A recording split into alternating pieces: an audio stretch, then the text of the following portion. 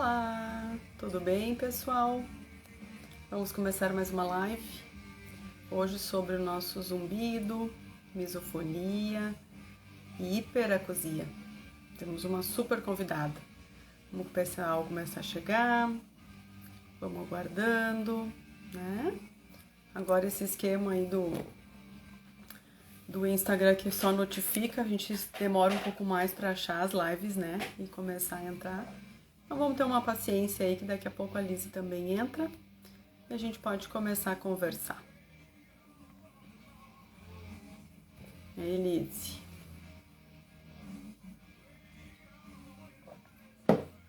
Muito bem. Cadê a Lizzie? Vamos ver se vai aparecer. Oi! Olá. Tudo bom? Deixa eu ligar aqui que tá no escuro. Aparece, Oi. mulher, não te esconde. Tava na escuridão aqui no escurinho. Eu esqueci de ligar. Tudo E aí, bem? Lizzie? Tudo bom? Bom te ver. Só assim pra gente se encontrar, né? Não, a gente se encontrou no calçadão. Quando tava aqui no CAI, a gente conseguiu se encontrar rapidinho, mas deu pra gente se ver, né? Eu vou estar por aí na próxima semana eu devo dar um pulinho aí, dar um Ah, então a alô. gente vai poder botar em prática as coisas que a gente vai conversar hoje. Vamos conversar na Maravilha. real. Eu tô à disposição aí pra trocar figurinha, adoro. Ai, show de bola. Então, um prazer te ter aqui no nosso canal, né? Começando Prazer é essa meu. noite, começando essa noite das caienses, né? Que estudam, que a gente trabalha, que a gente gosta do que faz, né, Lizzie? A Lizzie é formada também na UBRA, assim como eu. Eu sou o bicho da Lizzie, digamos assim, né? É. E a Lidiane, além de fonoaudióloga, é psicóloga, né? Fez toda a formação aqui no Rio Grande do Sul. É especialista em áudio, em audiologia e acupuntura, né? Formada, vamos ver se eu vou falar bonito o inglês, né? Porque eu tenho que me puxar aqui. Era tão mais fácil falar só a sigla. É, o TRT, TRT. TRT. TRT. Ok. Tá. O Tinnitus Retain Therapy in Irapicus. Hiperacusia. Hiperacusia. Isso aí, tá bem dito, hiperacusia, né? Mestre e doutora em ciências médicas. Muito bem. Com tudo isso, alguma conclusão, alguma solução nós vamos ter que achar hoje de noite, né? Não é possível. Eu acho que a gente tem muitas soluções, a gente tem muitas conclusões, graças a Deus. A gente não tem soluções iguais para todo mundo, e a gente não tem conclusões iguais para todo mundo, e a gente também não tem fórmulas mágicas. Mas que a gente tem caminhos e que a gente tem opções, e isso não tem a dúvida que a gente tem aí o que oferecer, e eu acho que isso que precisa ficar mais forte, acho, na cabeça de todo mundo, nesse Novembro Laranja, né, de a gente carregar essa informação aí de que zumbido, hiperacusia, misofonia tem tratamento, tem cura, inclusive, né? Então a ideia é justamente essa. É isso aí. Porque a gente ainda vê, né? Por mais que se tenha informação, por mais que todo mundo estude, mas aqui no interior, e eu acredito que aí também em Brasília, acaba acontecendo de chegarem pacientes desanimados, né, no consultório para fazer audiometria, né? Que é essa parte que nós, como fonoaudiólogas, a gente faz essa primeira avaliação quando a gente recebe do médico, né? Fazer a audiometria. E assim, 90% das queixas, zumbido, É muito né? frequente, muito comum. Mais Muito comum do que a comum. gente imagina, né? Apesar do paciente se sentir solitário no problema. Ele acha que só ele que tem. E aí, quando a gente diz, ih, veio um monte de gente com essa queixa aqui, às vezes parece que dá uma. Ai, respira fundo, porque eu não tô sozinho nesse barco, né? O que que é o zumbido? E como é que. Primeiro, o que que é o zumbido? Vamos por partes, porque são muitas perguntas, muitas Na, perguntas. na verdade, a gente define zumbido, qualquer percepção, né, de algum som que não vem de uma fonte externa. Então, é um som que ele é produzido, ele é gerado dentro do nosso córtex, dentro do nosso cérebro, na verdade, né? Tendo lá suas causas, talvez na parte periférica, na orelha, enfim, a gente tem como discutir as possíveis causas, né, do zumbido, mas a geração dele, a produção dele é no cérebro, na via auditiva. Então, ele é um som que é percebido dentro da cabeça e ele não vem de fora. E aí ele pode ser de diversas formas. Às vezes o paciente chega para mim e diz assim, eu não tenho um zumbido, eu tenho um barulhinho de borboleta batendo asas. Para nós, esse a gente dá o nome zumbido para tudo isso, não precisa ser um apito. Pode ser apito, pode ser cachoeira, pode ser panela de pressão, pode ser a borboletinha, pode ser, enfim. E aí tem as diferenças entre as percepções, mas todas essas percepções são consideradas zumbido. E a gente tem inclusive zumbido musical. Né? Então, assim, são esses sons que não vêm de fora, são sons que são produzidos e percebidos internamente. E podem ser percebidos de formas diferentes também. Então, assim, eu posso perceber na cabeça, em diversos pontos da cabeça, eu posso perceber ele na orelha, numa só, nas duas, né? Eu posso ter uma percepção dele também diferente. Ainda assim, para nós é zumbido. Isso nos ajuda a pensar em diagnóstico, nos ajuda a pensar em tratamento, mas para a gente olha para isso e entende que é um zumbido. Porque a gente vê aqui no consultório o trabalho com a parte de ocupacional e com a parte clínica também, né? Então vem muito isso. Muitas vezes vem, não, o zumbido tá nesse lado aqui. Tem gente que não sabe definir onde é que tá o zumbido. E ele tá por tudo. Às vezes ele tá aqui, às vezes ele tá aqui, às vezes ele tá aqui em cima, às vezes ele tá aqui atrás. Então, é uma definição que muitas vezes ele não consegue dizer da onde vem.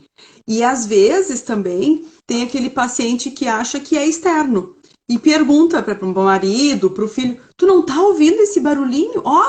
Tem um bichinho, onde é que ele tá? Vamos matar. E a pessoa olha do lado, o que tu tá falando? Não tem nada aqui de barulho, né? E a gente, muito comum esse tipo de queixa, pelo menos aqui no consultório, que eu tenho percebido, quando são aquelas coisas que de uma hora para outra o zumbido começou a aparecer.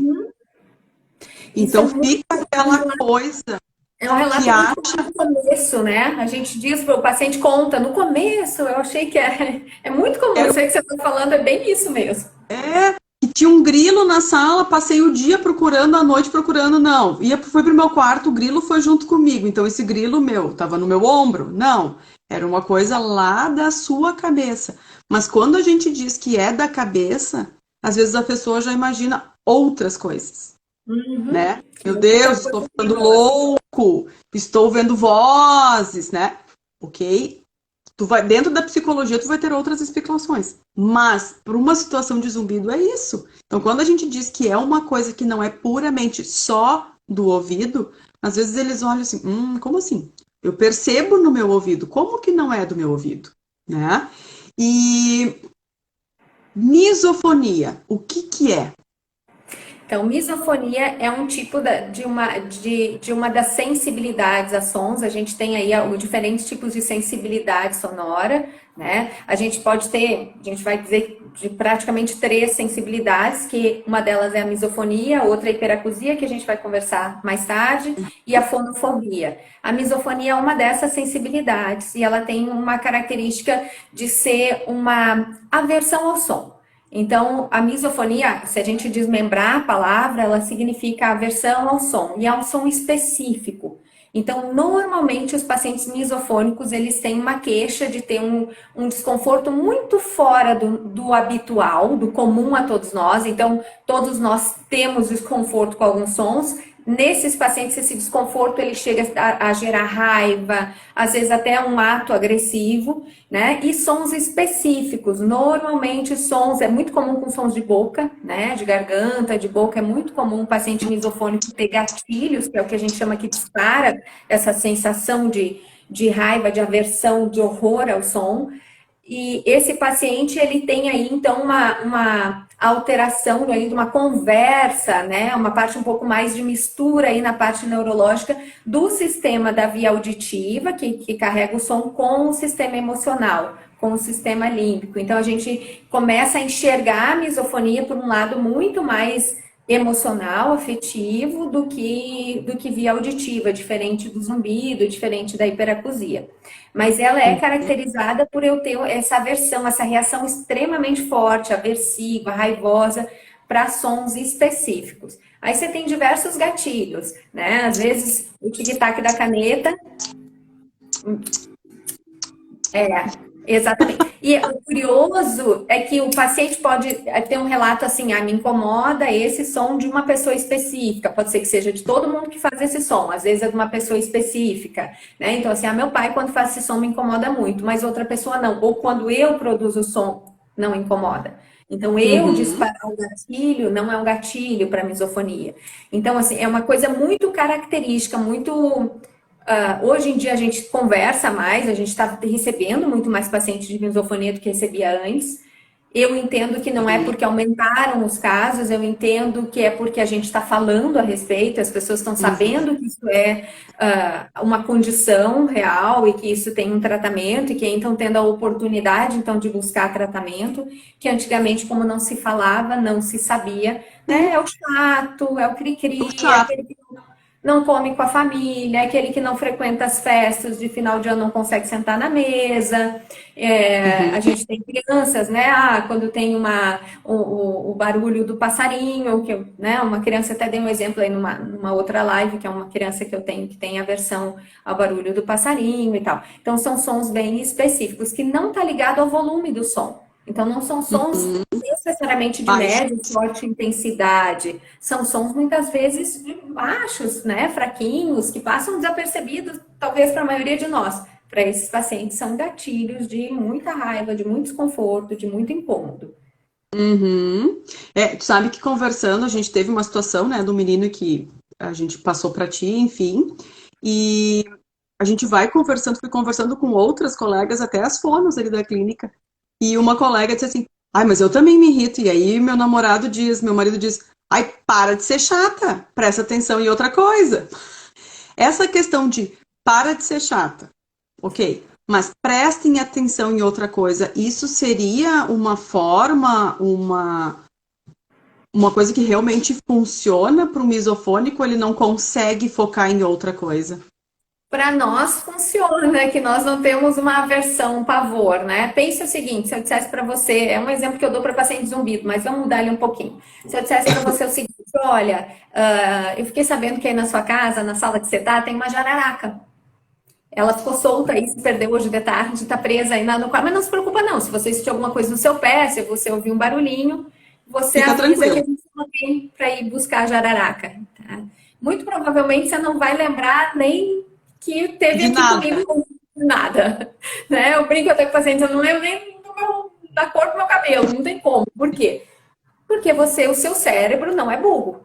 Ele entende que você está sob perigo. A gente aciona um sistema, que é um sistema de proteção que a gente tem lá do tempo da pedra, que é um sistema de luta e fuga, que ele existe justamente para me defender, para preservar a minha vida, para que eu, né, conseguisse sobreviver lá no tempo da pedra sem ser atacado, sem ser, enfim. E ele é ativado, o sistema auditivo é um dos sistemas de proteção, ele avisa que tem algum sinal de perigo ali, e o meu corpo responde a isso como? Me colocando completamente atento a qualquer sinal daquele perigo. Então, eu vou perceber, inclusive, sons que não existem, da jararaca, que é né? Não vai, eu vou, vou olhar, não tem. Né? Vou sentir coisa no meu pé que não tem, eu vou, enfim, vou começar a ter, né? O corpo vai respondendo fortemente a isso. Num paciente misofônico, ele está nesse sistema de luta e fuga. Quando o som aparece, esse gatilho de luta e fuga entra com força máxima, extrema. Total. Então, não é só eu dizer para ele. Aí seria uma coisa muito simples eu chegar para alguém e dizer. É a mesma coisa que eu dizer para um paciente ansioso, muda o foco. Para um paciente deprimido, muda o foco. Né? Então, se fosse só isso, aí seria uma coisa assim muito simples. A gente tem que entrar com técnicas para a gente buscar exercitar essa mudança de foco. Até para a gente isso é difícil. Né? A gente mesmo não consegue ter tanto controle do foco assim quanto a gente gostaria ou deveria. Né? Então, assim, a gente precisa exercitar nesses pacientes mais ainda. E aí tem todo um sistema de dessensibilização e tem diversos tipos de tratamento que esse paciente pode lançar mão. Né? De medicamentoso, psicoterapia, enfim, aí tem algumas opções. Show! E, por exemplo, essa questão da misofonia, esse incômodo com sons, que tu dissesse que não precisa ser um som forte. Muitas vezes são sons pequenos, né? Esse nosso paciente ali, ele se queixou para mim que ele se irritava com o teclado, alguém digitando no celular, por exemplo, que tem gente que tem barulho. Cara, eu também me incomodo. Quando que eu me incomodo com isso? Quando eu estou tentando me concentrar numa coisa e esse barulho me tira o meu foco de atenção. Mas ok, eu me organizo, saio do lugar, saio se tá muito, se eu tô estressada em TPM, para mulher, óbvio que daí qualquer coisinha é motivo, né? Enfim, é um estupim, me retiro do lugar. Só que no momento que todos os barulhos se tornam incomodativos e irritativos, é sinal de que alguma coisa não tá legal, né? E mais do Então que seria isso, um momento de buscar uma ajuda. eu acho que sempre que você desconfiar que a coisa já tá, assim, quando que a gente pensa até em psicologia que aquilo ali pode ser um problema, quando isso interfere na tua qualidade de vida. Então, por exemplo, eu não consigo assistir uma aula com os colegas na sala de aula, ou num vídeo, por exemplo, o paciente misofônico, às vezes só de ver a outra pessoa mastigar um chiclete, não tem o barulho. Né? Isso é muito comum agora que a gente está no online. Então tá todo o som desligado, mas a gente vê a pessoa mastigar um chiclete, ou alguém tomar uma sopa ou mastigar ali comendo durante uma aula, aquilo já dispara, não necessita do som. Isso é curioso no paciente que tem Ah, misofonia. Muitas vezes a imagem já dispara, né? Então isso impede a pessoa, inclusive, de se relacionar, de estudar, de ter aí as coisas do dia a dia de uma funcionalidade. Então, quando isso começa a atrapalhar, eu acho que aí você já tem um sinal bem claro de que tem alguma coisa diferente, que isso pode ser um problema, e aí precisa de um diagnóstico, precisa realmente fazer verificar se é. Todos nós temos, é a mesma coisa, eu vou lá riscar o quadro negro com a unha. Todo mundo vai ter ai, é desconforto. ruim, É é ruim. lógico. Nossa, chegou a me arrepiar aqui, ó. A gente Só de arrepia, imaginar. exatamente. Nós temos desconfortos com determinados sons, né? A gente estava brincando esses dias, conversando com amigos, então, que eu tenho muito incômodo com moto extremamente barulhenta. E aqui na frente Sim. eu tenho um vizinho com uma moto extremamente barulhenta. Então, quando ele passa, eu fecho o olho, me concentro para não me incomodar. Mas isso é porque é um som extremamente forte, é um som incômodo para boa parte das pessoas. Quando ele entra, ele tira toda a atenção de todo o resto, porque ele é forte. Enfim, é diferente de um paciente que está ali sentado, almoçando com a família, batendo um papo, conversando, e se alguém faz um barulho ou se bate o garfo ali, ele Sai acabou o fora. almoço. Ele não consegue mais conviver. Poxa, isso está interferindo na minha qualidade de vida. Eu já não tenho uma vida leve, que eu consigo transitar nos ambientes, eu deixo de fazer certas coisas, eu deixo de frequentar. Pronto, vamos buscar ajuda. Isso já é um Tá, sinal de que a coisa não está num parâmetro interessante. Ó, que beleza. E me amiga, diga tem... uma coisa. É, tem gente que tá dizendo aqui que tem uma misofonia aguda. E, por exemplo, assim, aqui no meu consultório eu faço uma audiometria completa, uma audiometria tonal, vocal e impedância. A partir disso e pela queixa do paciente, isso já é o suficiente para eu poder te encaminhar? Ou o médico precisa fazer esse encaminhamento para fazer essa terapia? E outra, é uma terapia com a Lise fono? Vai ficar difícil essa resposta, porque eu sei que tu vai, a gente mistura tudo. Ou é uma consulta com a Lise psico? Como fica isso? Porque é uma coisa que são as duas coisas juntas, né? São as duas sensações. Mas existe uma diferenciação ou tu acaba usando as técnicas das duas formações?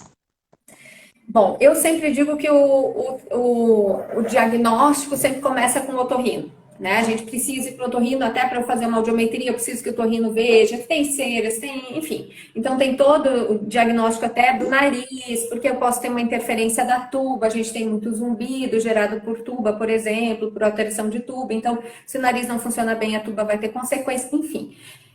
Começa médico, otorrinolaringologista, né? A gente sempre fala que de preferência um otoneurologista, que é um médico que já é otorrinolaringologista especialista no ouvido, que nem que a gente, como nós, que somos fonoaudiólogos especialistas em audiologia, né? Nessa parte do ouvido. Então, de preferência. E aí, a partir daí, entra para o diagnóstico, que é a fono participa, né? Por que eu digo participa? Porque às vezes vai precisar de outros exames, que são exames de sangue, né? Talvez, quem sabe, exame de imagem. Tudo isso não é para todo mundo. Para todo mundo, obrigatoriamente, áudio, imitância, eu acho que é assim, exame básico. Básico. Não tem como você proceder sem fazer uma áudio, uma imitância. Por quê? Para ver se tem algum tipo de perda de audição, né? O que está acontecendo ali dentro? Como é que está essa via auditiva periférica? Às vezes até desconfiar da via auditiva central, logo a audiometria dá alguns dados para a gente pensar coisas um pouco mais para cima, né? Então, Tá? isso eu acho que é um procedimento básico. E a partir daí, quem sabe, outros exames. Audiometria de alta frequência, se for o caso, ou enfim, um potencial vocal auditivo, uma emissão exotoacústicas, e aí vai a critério do médico, a partir do relato do caso, começar a pensar as possibilidades diagnósticas. O Tá. diagnóstico da misofonia, nós não temos nenhum exame que diagnostica a misofonia, tá? Então, a gente não Ok. tem hoje nenhum exame que eu tenha conhecimento, né? Talvez em outra, né? As pessoas tenham aí outro conhecimento. Eu desconheço qualquer exame que diagnostique misofonia. Misofonia é basicamente diagnosticada pelo relato do paciente. Né? Tá. Muitas vezes é um relato muito claro. Muitas vezes o paciente tem outras coisas junto. Então, ele é um paciente que talvez tenha uma misofonia e uma hiperacusia. Ele pode ter uma Uhum. misofonia e pode ter um transtorno psiquiátrico, pode ter alguma outra questão psicológica, pode, tá? Não necessariamente, mas pode. Então, assim, aí entra uma boa anamnese, um diagnóstico cauteloso e, né, uma avaliação bem específica para diagnosticar. No caso do Uhum. tratamento, eu sempre brinco que para mim é impossível em qualquer consulta que eu fizer dividir assim a fono da psico. Eu estou fazendo psicoterapia com meus pacientes, às vezes vem com um negócio e falo, isso aí no seu Essa nariz, a falta. gente podia. Não tem jeito, gente. Como, sabe? Essa minha voz, pois é, nessa voz, não tem jeito. Então a gente acaba combinando. Usando. No, no caso da misofonia, quem relatou a misofonia pela primeira vez foi o Jastreboff, que é o que desenvolveu essa Terapia. técnica, né, que é a Tinnitus Retraining Therapy and Hyperacusis, que é o cara que é um polonês, que mora lá nos Estados Unidos, ele é a esposa dele, o Jastreboff e Jastreboff, a Margaret e o Powell, e ele que relatou a misofonia lá em 1990. E para vocês verem que a misofonia não é uma coisa tão jovem, tão nova, mas falar sobre ela coisa extremamente recente. A gente mesmo aqui começou, eu acho que a falar mais nos Novembros Laranjas, graças à doutora Tanila de São Paulo, né? Isso E aí. a partir de 2017 a gente que incluiu aí, a gente não, ela incluiu no Novembro Laranja, né? A gente falar, a Uhum. gente divulgar, nós que falamos a respeito, falar também sobre a misofonia. E aí a coisa começou a ganhar um corpo e a gente começou a ter mais contato. Mas tem muita pesquisa, tem muito relato, eu acho que tem muita coisa ainda por vir, muita mesmo. Né? Em comparação com o Uhum. zumbido que tem assim, pesquisa a rodo, né? Todo dia sai Sim. pesquisa de zumbido. Misofonia ainda tem um chão pela frente. E aí no tratamento a gente acaba combinando. Eu sempre puxo para a questão da psicoterapia e sempre associo as técnicas da TRT, que foi essa que o Tá. Powell, né, Jastreboff desenvolveu lá atrás, e ele usa a TRT para tratar a misofonia, tem técnicas, né, as técnicas são um pouquinho diferentes aí no uso dos sons, a estrutura que é Uhum. montada, mas aí eu organizo as duas coisas em paralelo. Então, Tá. não tem como separar nesses Não casos. tem como separar. Beleza. E, por exemplo, porque o zumbido, a gente tem pacientes, nós temos pacientes que têm perda auditiva e tem zumbido. Tem pacientes que não têm perda auditiva e tem zumbido. E tem pacientes, que aí vem a nossa próxima definição, que tem uma hiperacusia. O que é a hiperacusia? Porque o cara também tem uma hiperacusia e também tem zumbido, às Uhum, vezes, né? É para dar exato. nó na cabeça da fono, é isso aí. Mas tem. Então, o que é o caso de um hiperacúsico? O que é uma hiperacusia? Tem uma pesquisa que mostrou que em torno de 80%, mais de 80%, não sei exatamente, mas é mais de 80% das pessoas com hiperacusia têm zumbido. Então, é um grande a porcentagem de pessoas que têm hiperacusia que também tem zumbido. Já para o zumbido, é em torno de 20% dos pacientes que têm zumbido têm hiperacusia também. Então, a gente tem muito Uhum. mais pacientes de zumbido do que, né, enfim, de Sim. hiperacusia. Mas, o que é a hiperacusia? É uma das sensibilidades a sons, né? E é uma sensibilidade ligada à intensidade do som.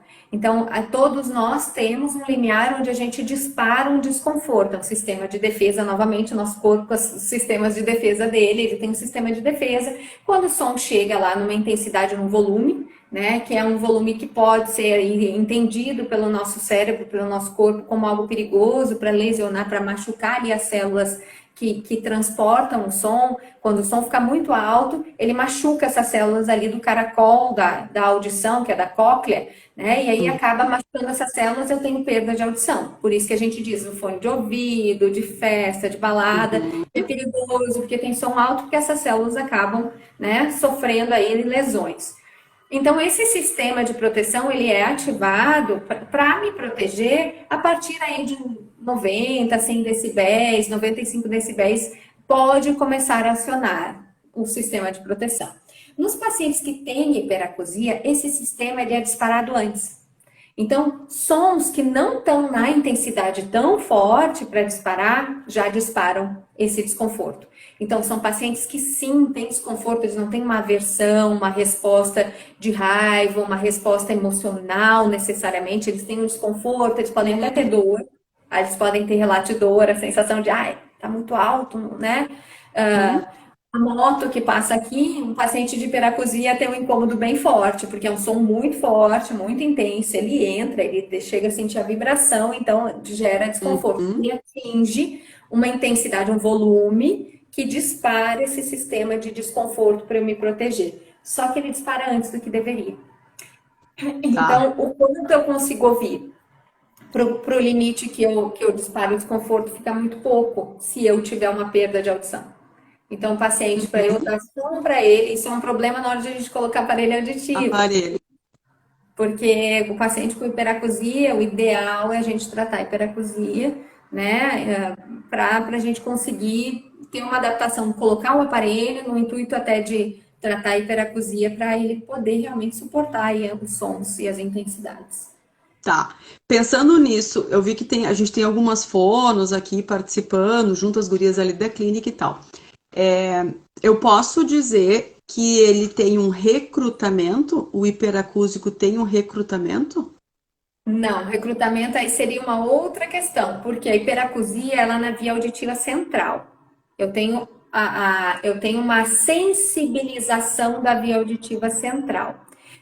No recrutamento, aí eu vou ter sempre a questão da lesão dessas célulazinhas Tá. lá da cóclea, que eu falei antes. Então, no recrutamento, o recrutamento é um sinal de que essas célulazinhas ali estão machucadas. Então, Hum. o recrutamento é muito confuso, as sensações são muito similares, né? Mas o Uhum. recrutamento ele é diferente da hiperacusia. A Tá. hiperacusia é um sinal de que lá na via auditiva central, lá no córtex auditivo no cérebro, na parte que transporta som, eu estou sensibilizado para o som. Né? O Tá. recrutamento é uma questão da periferia ligada à perda de audição. Então, assim, normalmente, quando a gente tem a perda de audição, a gente vai já pensar no recrutamento, O né? E aí recrutamento. tem essa definição. E quando a gente tem hiperacusia, não necessariamente, mas pode. Então, aí a gente vai ter que ver o que está acontecendo. O que está acontecendo? Muito bem. E essa questão da hiperacusia, o que a gente teria de tratamento? O que eu percebo no consultório? A gente vê muitas vezes as crianças, né? A criança às vezes se queixa muito, e aí, por exemplo, ah, eu não posso ir numa festa, se bem que agora todo mundo acalmou, mas enfim, ou se eu escutar uma TV, botar vou tô assistindo um show em casa, botei muito alto, meu filho fica assim, se eu vou bater panela, quando eu vou guardar talheres e pratos, incomoda, aquele barulho estridente. Normalmente é um som mais agudo e estridente para um hiperacúsico, que incomoda, ou também pode ser qualquer som. Não tem uma lógica assim, tipo, ah, não é mais para som grave, é mais para som agudo. Ou não tem? Normalmente a gente faz o que a gente chama de limiar de desconforto a sons, né? Que é um exame que justamente ele vai avaliar frequência por frequência. Não necessariamente todas as frequências estão envolvidas. Então, não Tá. necessariamente alguém que tem hiperacusia vai se incomodar com sons grossos, graves, né? Talvez esses podem Uhum. ficar fortes e ele não vai se incomodar. Mas quando for um som agudinho, mais fininho, se ele ficar um pouco mais alto, já... Nossa, tá Incomoda. forte. Incomoda.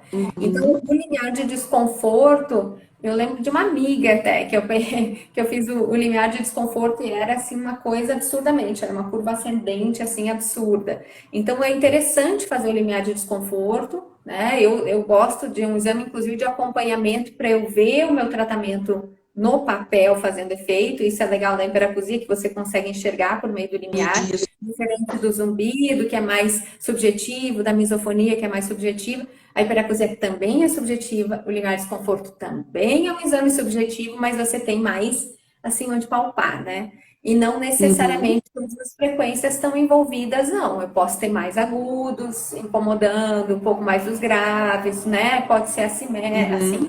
essa curva do limiar de desconforto ser assimétrica, enfim. Então, Tá.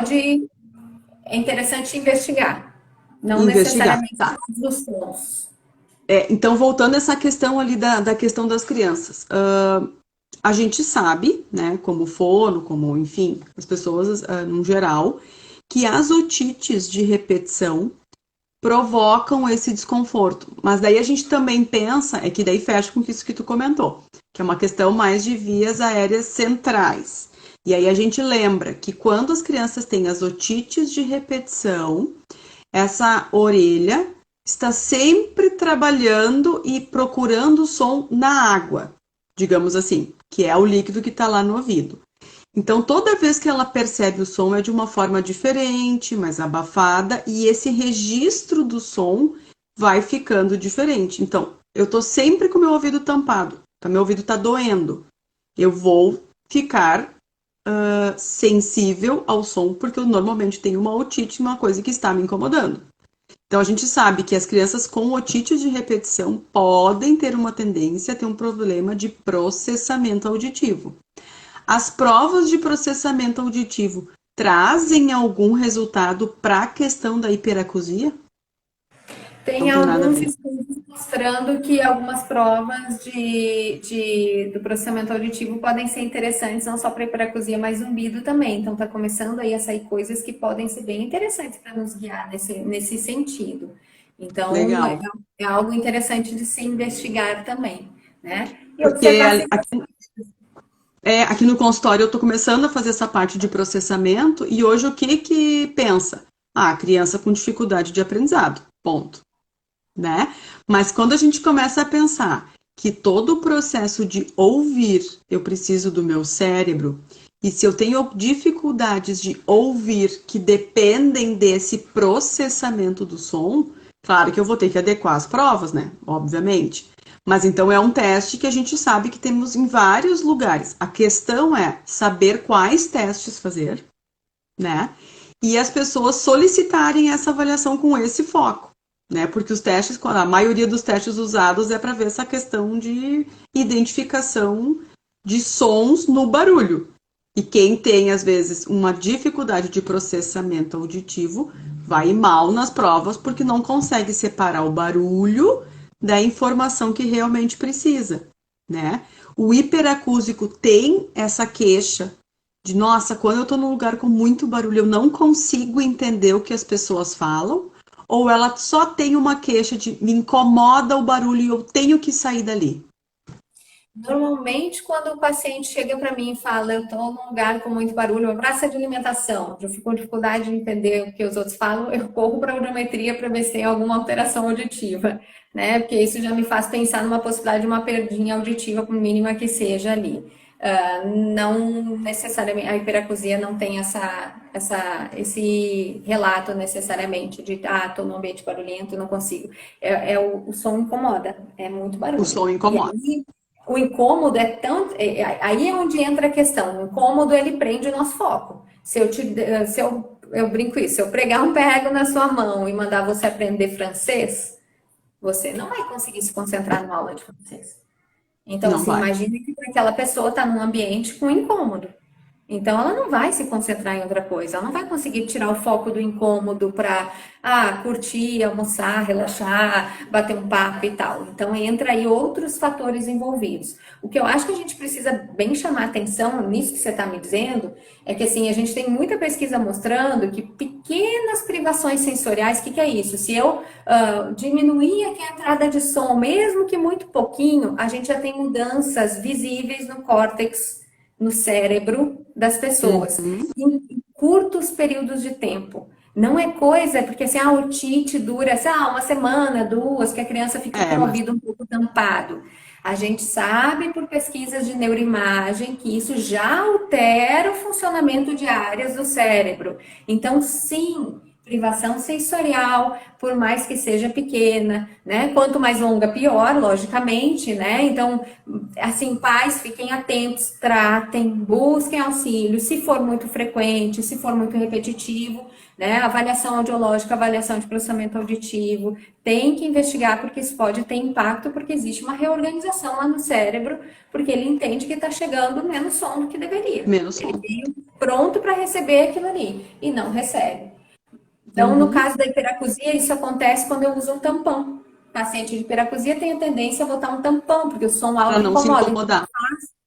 abafa o som, né? Então, Uhum. a gente que trata a hiperacusia não gosta, né, do tampão, e a gente, se é uma coisa que dá muita segurança, eu sempre vou fazendo um desmame, a gente não sai agredindo o paciente, tirando a segurança dele, não precisa disso. A gente vai buscando aí pontos, né, onde a gente consegue manejar, tirar e tal, para que o córtex receba essa estimulação e não fique com essa privação. Essa privação acaba gerando essas modificações aí no funcionamento que não são interessantes, né? No caso da É. hipoacusia, nem no caso de uma criança em desenvolvimento, né? Enfim, até num adulto. A gente sabe que essas mudanças acontecem em adultos com perdas pequenininhas. E agora, com o uso das máscaras, nós estamos tendo uma perda de 20 Muito. dB tranquilamente. Então, o que que acontece? A gente passa o dia de máscara, conforme o tipo da máscara, as máscaras de tecido, elas abafam mais, porque são tecidos triplos, né? Então, a gente já tem, com as professoras que eu tenho orientado, conversado, que chegam ao consultório e digo, olha, compras cirúrgicas, agora que acalmou um pouco a situação, porque antes tinha que usar PFF, que abafa um monte, que aumenta bruxismo, que daí nós vamos voltar lá pro bendito zumbido, né? O meu bruxismo aumentou muito porque fica apertando o tempo inteiro e daí quando vê, taca-lhe lá uma seta porque tá apertando, tá segurando, né? Enfim. Então, quando vê, nós estamos muito mais tempo com uma diminuição do som para conversar em todos os ambientes, porque nós estamos com as máscaras. E o que tem acontecido agora com a entrada da primavera, que eu tenho visto no consultório, aqui em casa, as crianças tiveram um resfriado terrível de mais de 20 dias, que a gente precisou ir para o antibiótico. Os dois tiveram otite, daí para a mamãe foram, quase tive um chilique, porque eles acordaram um dia reclamando. Um dia o Vicente acordou e me disse: Ó, ó, abelhinha. Quase tive um troço do coração. Como assim, uma abelhinha? Ó, mamãe, ela tá cantando. Zumbido não, né? Limpa o nariz, chupa o que tiver, dá antialérgico e leva pro pediatra, pro otorrino. Tem coisa entrando nesse ouvido aí. Então, agora com a primavera, e aqui no sul a gente tem a umidade, a gente tem um monte de coisa. Aí vocês têm a secura, né? Seco pra caramba, Estão numa folga né? aqui. Então tá bom. Mas o que que tem acontecido aqui? Então tá vindo assim, ó, estão vindo crianças, estão vindo adultos, estão vindo os idosos com otite. Então assim, a galera já tá com a máscara. Já perde 20 dB aqui na hora de conversar. Tá todo entupido. É óbvio que a dificuldade de compreender fala aumentou. E aí também veio essa coisa do se irritar com um som. Porque as pessoas estão ficando todo o tempo tampado, eu chego em casa, ai, me incomoda qualquer barulhinho, né? Claro, agora a gente sabe que quando tira a minha qualidade de vida, quando me bloqueia, né? Eu socializar com a minha família, eu assistir uma aula online, eu trabalhar, isso é sinal de que nós temos que procurar ajuda, certo? Isso é uma coisa que eu acho que é importante ficar dessa nossa live de hoje, E eu né? acho que assim, a gente tem que lembrar que a gente vem de um período de muito distanciamento social, né? Eu digo que distanciamento físico a gente gostaria de dizer, e não social, porque os prejuízos são muito Isso, grandes no distanciamento social. Eu falo isso pela parte psicológica até. Mas não só pela psicológico, que eu tenho observado, são pacientes, hoje mesmo, fui atender um paciente que eu atendo de habitação labiríntica, ele falando da questão de memória. E aí eu falei para ele, o senhor está muito tempo sem ter contato, conversas e tal. Ele falou, tem. Eu falei, pronto, está sem estimulação também. Então, você exato. imagina que são quase 2 anos, com muito pouca conversa, muito pouco, a redução dos contatos sociais, e tem prejuízo, gente. A gente está tendo prejuízo, a gente sai menos, a gente tem menos estimulação de luz, de cores, de cheiros, a gente foi feito para isso. Os órgãos são feitos para ser usados, não são para ficar, né? Não estou dizendo Uhum. põe som alto, faz balada e rock and roll. Não, né? Usado no sentido de fazer uma estimulação, de estar sempre ali funcionando, sendo estimulados mesmo, do cérebro receber informação. Então, todos os órgãos sensoriais tiveram uma queda muito grande. Isso tem prejuízo para a cognição, tem prejuízo para o funcionamento de tudo. Então, acho que isso também, a máscara já entra para colaborar, enfim. Então, nós É. temos aí, nesse período, nós vamos colher agora, eu acho, né, reflexos desse período, pelo que eu estou vendo. Então, dentro do que for possível, retomar as atividades, né? Os contatos naquilo que for seguro, para a gente ter essas Com a estimulações. família, pelo menos, né? Com os filhos, Exato. com os netos, né? Eu tenho alguns pacientes da questão da prótese auditiva, que agora a gente volta, eu quero fazer esse guincho para nós voltar lá para a questão do zumbido, que eles tinham o costume de jogar carta. E aí, com a história da pandemia, parou. E aí, um disse para mim assim: disse, ó, fui no neurologista, ele mandou voltar a jogar carta, botar minha máscara e voltar a jogar carta, porque eu comecei a ficar lelé, ele disse para mim. Então, ele veio para colocar o aparelho auditivo, porque ele é um senhor já de 80 e poucos anos, mas bem ativo, tudo bem de boa, né? Que gosta. E aí a questão do carteado não é só ir lá pro clube para ganhar ou para tomar uns drinks, os gorozinhos. Não, é a questão de conversar como é que foi o dia, como é que foi a plantação, como é que tá minha horta, como é que tá minha família. E toda essa questão da lógica, da vida, né? Da socialização mesmo. Ah, como é que eu estou? Estou bem? Não estou? Então, quando vê, para tudo. Tranca em casa. Só converso com a minha esposa. Vejo pouco os meus filhos. Ligação por WhatsApp. Daí, conforme o sinal da internet, tá TV o tempo terrível. inteiro. TV o tempo todo. E na TV as pessoas também estão de máscara. Então, assim, ó, quando a gente tem perda auditiva, o que, que a gente faz? Como tu falasse, aquilo no nosso corpo é feito para trabalhar com os sentidos. Então, se eu não estou escutando tanto, o que, que meu corpo vai fazer? Vai procurar alguma pista. Um olho que arregala, a boca que mexe, um cacuete, alguma coisa. Só que eu tenho a máscara também. Então, a questão de perceber, de fazer um fechamento com um pouco de som que entra, com a leitura do rosto e dos lábios, agora a gente também perdeu. E é isso que os pacientes estão trazendo. Nossa, mas a TV está difícil de assistir. Eu disse, claro que está difícil, porque a gente também na TV não tem mais o apoio da boca. Todos os repórteres estão de máscara. E o Então, som também não mesmo, é a mesma coisa, não é o mesmo contato, né? Tem um monte de é, outras coisas na conversa que tem afetividade, que tem. A TV é um outro tipo de estimulação. e a gente assiste TV, a gente fica mudo, né? É Não exato, participa, não né? tem troca. Né? E é isso que a gente tem visto muito na questão das crianças. Então, assim, tem essa questão da hipersensibilidade, da questão das otites. Nós estamos tendo um grande número também de diagnóstico de crianças com autismo, né? E aí tá esse limbo, que é porque será que ficou muito na frente da TV, não teve o estímulo, porque na frente da TV ninguém conversa. Eu só recebo e não falo. Então, eu não sei como. Então a gente tem que cuidar também essa questão. Ah, é autista. Calma, vamos avaliar e vamos ver se não interage, né? Vamos ver se não responde para nada de social.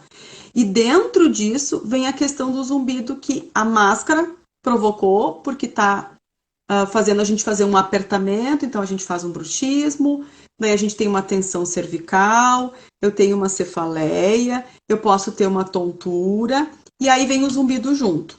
Então, o zumbido, voltando para o zumbido, porque a gente viu que a misofonia e a hiperacusia, a gente necessariamente não tem problemas de perda auditiva. Isso. Né? Mas o zumbido, a gente vê, como tu comentasse antes na questão da pesquisa, normalmente nós temos uma perda, na maioria dos casos, nós temos uma perda auditiva associada.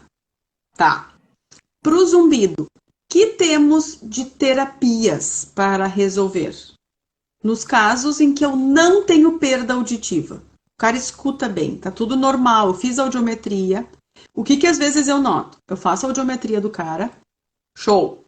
15, 20, 10. Daí eu vou fazer impedância, que é essa prova para a gente ver se tem secreção no ouvido e para ver se a gente tem esse reflexo de defesa para o som forte, que é importante para a gente não se incomodar.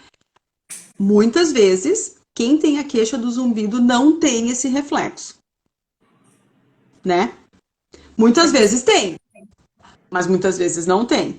Então, nos casos de zumbido sem perda auditiva, que terapias, que alternativas eu tenho de tratamento? Então, existem muitas linhas falando de zumbido sem perda de audição, em função de a gente não conseguir, com as técnicas que tem, um diagnóstico preciso. Então, o que a gente diz, assim? Com o que a gente tem, não existe alteração. Então, audiometria sem alteração, né? Uma emissão autoacústica sem alteração, um potencial evocado auditivo sem alteração, uma audiometria de altas frequências sem alteração, né? A gente não pode dizer exatamente, eu tenho audição normal, ou eu não tenho nada na minha audição, porque eu tenho a via auditiva central, e o fato de ter zumbido já é sinal de que ali tá como se fosse um curto-circuitozinho ali, que não tá processando ali, ou tá processando essa informação como se fosse um fio desencapado, eu costumo dizer. As terapias, os tratamentos vão variar, na verdade, em função as causas ou fatores de risco, depende do termo que a gente quer usar. A gente costuma dizer que a perda de audição ela é um fator de risco.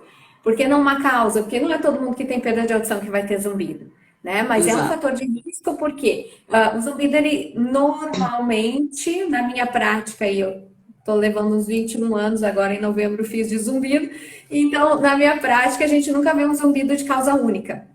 Eu nunca vi alguém que viesse assim, não, é a perda de audição, o resto tá tudo lindo. Então, sempre tem alguma associação. Então, acho que a parte mais importante é você fazer um bom diagnóstico. Muitas vezes, o tratamento das causas nos ajuda, ou resolve para alguns casos. Então, tem uma alteração da articulação temporomandibular. Vou entrar com as técnicas que sejam necessárias, desde que seja, né, a parte de fonoterapia para a questão da musculatura, vou colocar placa relaxante, vou fazer um tratamento prescrito, vou fazer agulhamento a seco, enfim, aí tem todas as opções que são para isso. Eu estou com questões cervical, se no meu caso eu vou para uma RPG, eu vou para uma sessão específica para tratamento de zumbido somatosensorial, que é esse que a gente diz que está relacionado à questão muscular, né? Que pode ser que a gente tem musculatura também na cabeça. Eu tenho uma alteração, por exemplo, do labirinto, que pode estar interferindo aí também na percepção desse zumbido. Então, eu vou tratar o labirinto também, eu não posso deixar ele de lado. Eu tenho uma perda de audição, e aí eu vou ter que lançar mão, talvez, de um aparelho auditivo para fazer o tratamento, né, desta perda de audição, e aí, consequentemente, estimular essa via auditiva para que ela possa parar com essa hiperativação que está lá do zumbido. Ou eu tenho a terapia, uma das possibilidades são as terapias sonoras, né? Seja elas por meio do aparelho auditivo, que o aparelho auditivo hoje, acho que quase todos trazem a opção, a possibilidade de entrar com terapia sonora, e aí você tem... E aí você tem diversas técnicas, como eu faço, a minha formação é na TRT, mas eu vou lançando mão daquilo que o paciente mostra que pode ser uma possibilidade para ele. Então, assim, a gente tem hoje a opção de som fractal, de a gente fazer Mascaramento dificilmente eu uso, né? O som neutro em diferentes intensidades, diversos tipos de som neutro, ou enfim, às vezes a gente entra com outros tipos de estímulo, não necessariamente som neutro, e aí a gente vai usando técnicas aí, né, de estimulação sonora para reduzir essa hiperativação dessa via auditiva. O que a gente sabe é que nos pacientes que têm zumbido, existe uma hiperativação dessa via auditiva, uma alteração ali da ativação da via auditiva e de outras áreas do córtex, que não são auditivas, mas que elas têm essa participação na via auditiva, em classificar sons, em dar significado para sons, né, em ajudar a reconhecer, som da voz da minha filha e gerar aquele confortinho. Ou esse é um miado de gato, a imagem do gato, então isso tudo tem outras áreas do cérebro que vão se linkando a isso. Então essas outras áreas, córtex pré-frontal, que é responsável pela atenção, pelo foco, concentração, está envolvido. Né? Córtex parietal, giro cingulado e tal, estão hiperativados também. Diferente de quem tem perda de audição e não tem zumbido. Quem tem perda de audição e não tem zumbido tem uma modificação da via auditiva, tem uma ativação, a gente pode dizer, né, uma forma didática de dizer dessa via auditiva, mas a gente não tem esse envolvimento todo outro aí de outras áreas do cérebro. E aí, Pode a falar. estimulação sonora tem por objetivo Acalmar. aquietar essa hiperestimação, e aí, nesse caso, né, reduzir ou até de retirar aí o zumbido, depende. Na minha prática aqui, como eu faço audiometria, daí também faço a questão da protetização, eu não faço TRT, já fiz alguns cursos, alguns treinamentos, mas eu vejo que é um tanto mais complexo, que eu precisaria realmente estudar mais. O que eu vejo? Que tem casos de pacientes que quando tem perda auditiva, o simples fato de melhorar essa audição acalma, né? Acalma esse zumbido, porque ele começa a perceber os outros sons e muda o foco de atenção. Então, tá sensibilizando. Então, esse cérebro tá recebendo informação. Isso eu sempre... Isso, porque ele quando tu tem perda auditiva, tu não recebe informação. Então, tu tens uma privação auditiva. Então, muitos casos a gente coloca no próprio teste de uma semana que a gente faz ali com o aparelho auditivo. O paciente volta, nem lembra do zumbido. Escutei isso, como foi? Eu disse o zumbido. Nem percebi mais o zumbido. Ótimo, eu disse, nem procura ele, eu não quero que tu ache. Deixa ele perdido aí, que ele não faz mais parte da nossa vida. Não quero que tu procure. Oi? Não tem porquê, ele não tem utilidade, né? Ele não serve pra nada. Não faz nada. É só pra tirar o teu sossego, pra tirar o teu sono, pra te tornar mais irritado. Pra te dar medo, né? Enfim. Mas, por outro lado, e a maioria dos aparelhos agora estão vindo na programação, tu pode abrir ou não, ativar ou não o programa para zumbido. Isso. Já tive pacientes que a gente coloca, eles não percebem a diferença quando tem o programa com esses ruidinho acessório que é para tratar o zumbido. Por outro lado, nós temos outros pacientes que a gente coloca prótese, o cara que tem perda, né? Coloca prótese e faz um programa. Às vezes eles não querem aquele porque parece que lembra o zumbido. Eu já tive paciente que disse isso. Eu não tô usando aquele lá, porque quando eu tô com o programa 1, que eu escuto tudo, o zumbido vai embora. Eu boto outro programa, testei, né? Tu disse que eu podia testar e tinha que usar um pouquinho cada dia e ir aumentando. Não, parece que os zumbidos se conversam. Parei de usar aquele negócio ali. Por isso que a gente tem que fazer a estimulação adequada para individualizada. Não tem regra. Não tem receita de bolo, né? É roubada. Eu me lembro na faculdade, quando eu perguntava uma coisa, a professora dizia, depende. Eu odiava quando ela falava isso. Mas depende. E agora, quando eu vejo ali conversando com as gurias, né? Depende. Puxa, tô fazendo a mesma coisa, mas é que realmente depende, né? Assim como a gente já teve casos de limiares normais, e o cara voltou e disse, Ângela, eu quero testar um aparelho para ver se melhora. Tive um caso que melhorou, mas o que aconteceu? Melhorou e ele não quis comprar o aparelho, porque resolveu o problema dele durante aquele período de teste. E depois o cara até disse, então tu pelo menos me avisa. E funcionou. Para este caso, funcionou. O cara disse, olha, Angela, até hoje o zumbido não voltou mais. Eu disse, então continue não procurando, deixe ele escondido lá. Por outro lado, eu já tive casos que não fez a menor diferença. Eu disse, não, Angela, tá me incomodando, porque daí o que aconteceu? Por mais que a gente desligue o microfone, fica aquela sensação do aparelho, fica um pouquinho de som ali no ouvido, e o cara começou a se incomodar com aquilo. Então ele preferiu treinar e ficar. E aí vem outra pergunta que eu me lembro que num dos cursos foi comentado isso. Ele preferiu ficar sem o aparelho e usar de estratégias de sempre ter um ar-condicionado ligado, um ventiladorzinho, uma música baixinha, que são os artifícios, os mascaramentos, me corrija, por favor, clássicos, básicos, que quando vê, num instinto tu faz isso. Porque eu me lembro de um dos treinamentos que a gente teve com o Jacobs, que ele falou, quem tem zumbido não pode ficar no silêncio. O zumbido vai aparecer. E isso eu me lembro que eu fiquei. Então, quando o cara chega, eu disse, mas eu não tenho condição de comprar o aparelho, tá? Então, assim, o que dentro da tua casa, qual é o som que não te incomoda, né? Que tu consegue relaxar e que tu pode deixar lá no teu quarto, que não vai incomodar tua esposa também, né? Porque tu dorme com alguém. Se tu é solteiro, dorme sozinho, ok, pode botar uma banda de rock lá, se pra ti tu relaxa, perfeito.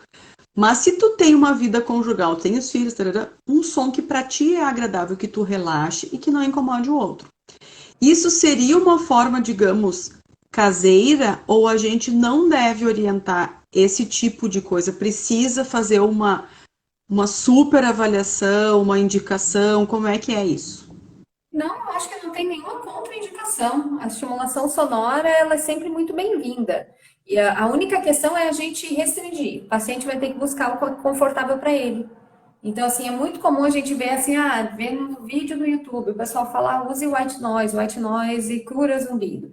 É muito recomendado, mas tem paciente que tem pavor do white noise. Eu sou uma que tem pavor do white noise. Se tivesse tratar zumbido com white noise, eu preferia ficar com zumbido, eu acho.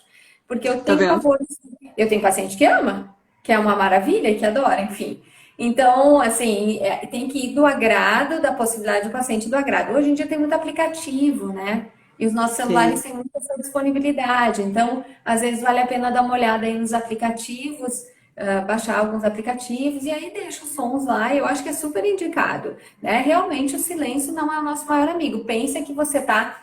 É a mesma coisa que o tampão, quando eu tenho hiperacusia. O que o tampão faz? Faz com que essa via fique menos utilizada. O que ela faz? Ela fica mais agitada. Mais agitada, porque ela está buscando aquela estimulação que não está chegando, ela já está sensibilizada. No zumbido também, eu estou com a via agitada. Então, o uso do som vai fazer com que isso reduza. Se eu privar de som, ele vai agitar mais ainda.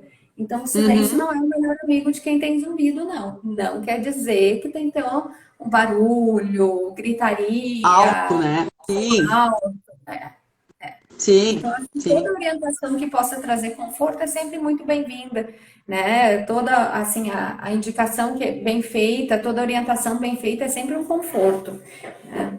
A ideia é essa, que as pessoas recebam o que o conhecimento muitas vezes já resolve. Tem muitas pessoas que pelo conhecimento não me incomodo mais, não é uma coisa que eu não tenho necessidade de tratar. Tudo bem. Isso. E outra coisa que às vezes acontece, assim, as pessoas sempre acham que o zumbido é culpa do ouvido, né? Que tem uma perda auditiva. E aí eu mesmo assim, disse, olha, quando vem com a queixa, o zumbido, né? Eu disse, o zumbido tem 9.855 causas. Vamos começar, que é isso que tu comentou. Colesterol, triglicerídeos, pressão alta, postural, cervical, e aí tu começa, eu tenho isso, eu tenho aquilo, então quando vê, a gente precisa, além, que é isso que tu comentaste, da avaliação auditiva, a gente precisa fazer um check-up muitas vezes, pra gente ver o que não está bom. Eu tô estressado, às vezes conforme é o cara, tá estressado? Tô.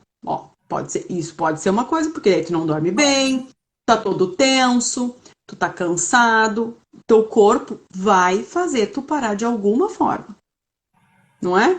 O corpo vai fazer tu parar de alguma forma. É que a gente não considera que todo pensamento e que toda emoção é uma neuroquímica. Essa neuroquímica jorra no cérebro e no cérebro vai jorrar no corpo. Ela Então, vai chiar de alguma forma. vai encharcar o cérebro como um todo. Ele não fica reservado só ali a tua área da emoção, não. Vai pegar a via auditiva também. Neuroquímica interfere no quê? As conexões entre as células. O que a gente tem lá com o zumbido? Uma hiperativação. Se essa neuroquímica for uma neuroquímica que também não colabora. Então, tem coisas aí que são um pouco mais profundas e que às vezes, inclusive, demandam mais tempo de tratamento, que talvez seja a parte mais delicada em relação ao zumbido.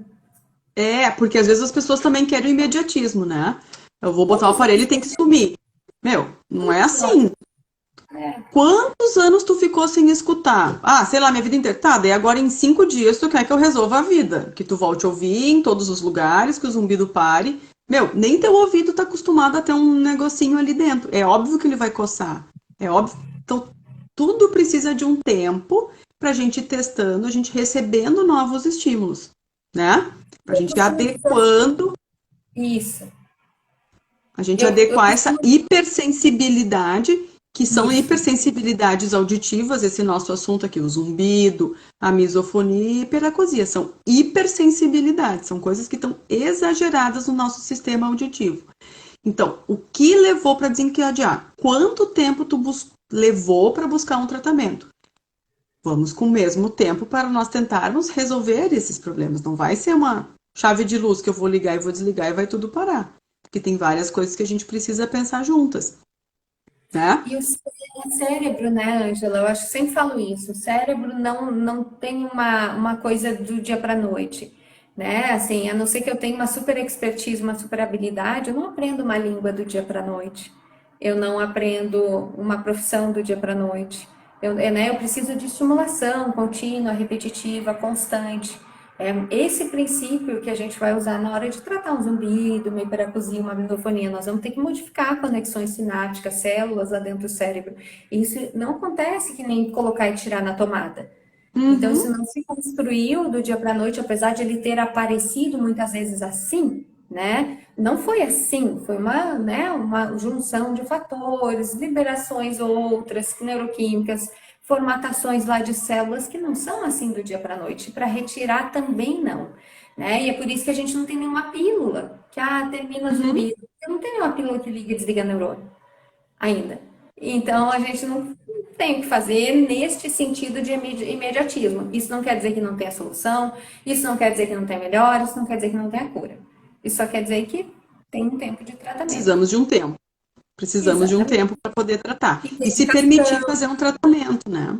Isso, o paciente tem que se entregar ao tratamento. Eu acho que isso é uma das coisas que eu vejo demais, assim, o paciente chega com tanta ansiedade, se ele não tem resposta, 2 semanas, um mês, não, já não tá dando Já certo, eu não existe. tive nada, agora eu vou para outro. Ele nem dá a chance de a gente, é que nem medicação, nem sempre a gente acerta a medicação na primeira. O médico vai lá, né, vai te dar uma medicação, principalmente quando você fala em cérebro. Né? Quando a gente fala Exato. de medicação psiquiátrica, fui lá, uma medicação para depressão. Não, todo mundo que toma já fica ótimo. Não fica, gente. Às vezes tem que trocar a medicação, tem outros efeitos, tarará, porque a gente não sabe como o cérebro vai responder àquela neuroquímica necessariamente. Ele tem uma ideia, mas isso não quer dizer que vai valer para todo mundo tem o mesmo tempo, enfim. Então, acho que essa é uma Cada coisa cabeça. também para as pessoas ficarem atentas. Literalmente aquela frase, né? Cada cabeça uma sentença. Então, para cada paciente vai ter uma situação, para cada paciente a gente vai ter um tratamento. Para uns vai funcionar super rápido, em, sei lá, 1 mês, 2 meses, para outros vão levar anos, porque conforme a situação, os ajustes que precisam ser feitos vai levar mais tempo, né? Então, eu acho que isso que é importante, as pessoas saberem que temos tratamentos, que temos como melhorar, que tem como curar. Então, essa frase, zumbido não tem cura, isso aí tá, mega velho, né? Não é Já assim? foi. Já era. Então, chegou alguém e disse, tem que me acostumar com zumbido. Não é bem assim. Me procure a Liz, procura a Ângela, a gente faz uma consulta online, né, que nós já estamos fazendo, né? Temos como Graças a procurar, Deus, tem né? opções, Quando vê a né? pandemia melhorou para isso, né? Quando vê a gente se permite agora fazer consulta online, que antes não Foi podia. entender a distância, e graças a Deus é o tipo de atendimento que é viável de ser feito online, né? Tem certas coisas que a gente precisa tocar. Não consigo fazer acupuntura à distância. Eu preciso do paciente lá na minha maca, lá na minha clínica, enfim, para eu poder agulhar. Mas nesses casos, muitas vezes eu consigo resolver tranquilamente, né? Então, assim, atender pacientes até de outros, enfim, locais com facilidade, você consegue com facilidade. Então, isso veio, acho, para acrescentar aí da pandemia. Com certeza. Passou mega rápido, né? A nossa hora. Já, né? Já, amiga. Mas é que quando fala disso, eu sou tagarela, desculpa, porque eu entro no meu mundinho de amor, então foi mal, gente. Mas, ó, fono sem falar não é fono. Porque a gente ama aquilo que a gente faz. Então não tem Eu, como. eu brinco que eu sou pior, que eu sou fono e psico, que é, olha, é difícil ser É, tagarela desse daí, jeito, gente. Então daí é complicou. Daí impossível. complicou. Então, assim, eu quero te agradecer muito, né, esse tempinho que tu tirou para a gente poder compartilhar todas essas dúvidas, todas essas ideias que todo mundo tem, aproveitar dentro desse mês show de bola, né, o mês de novembro, o novembro laranja, para a gente poder falar disso, né, e poder esclarecer para as pessoas que temos como tratar, temos como melhorar, tem que começar com o básico, com uma consulta com o otorrino, um bom exame auditivo, e aí por ali a gente vai conseguir ver se é caso de aparelho, se não é caso de aparelho, se a gente vai fazer consulta com a Lise online, se nós vamos associar todo o contrato, o que nós vamos fazer. Então, assim, temos por onde ir, temos como melhorar nossa qualidade de vida. Não precisamos ficar no mundo de sofrência. Pelo amor de Viver Deus, tá não. lindo, né? Viver é lindo, viver é bom. É bom. Temos restrições, tivemos restrições esse ano, tivemos, mas ok, já estamos melhorando, né? Então eu te agradeço do fundo do coração. Quando tu vier pro Caíto, faz favor, avisa para nós fazer uma foto, as pessoas verem que nós moramos, éramos amigas desde criança, brincávamos e andava de bicicleta, é verdade, é real. Só que nós não tínhamos, mas nós não temos fotos daquela, porque ninguém tinha celular, né, amiga?